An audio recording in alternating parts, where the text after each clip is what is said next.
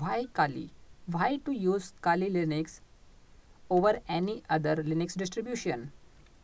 So there are many reasons for this. So let's start.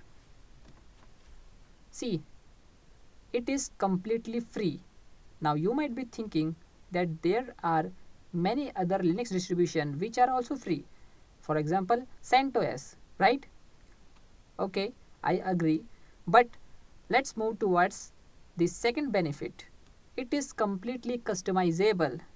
Okay, you can customize it as you want. Then it has more than 500 of penetration testing tools inbuilt. Okay, and this was the reason Kali also known as hackers paradise. Okay, and not only 500, maybe more than 600 penetration testing tools, right? I don't remember the exact number. Then it offers multi-language support, which means you can use Kali in your own language as well. Okay, it almost supports all the languages. Okay, almost. Now the platform is built in secure environment. Okay, in a very secure environment. And last but not the least, it support wide range of wireless device. Okay, what does it mean? See, there are many Wi-Fi devices, okay, especially wireless devices which are available in the market, right?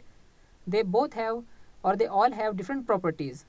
Okay, so when you use them into Windows operating system, you have to install their drivers, okay, their supporting software, right?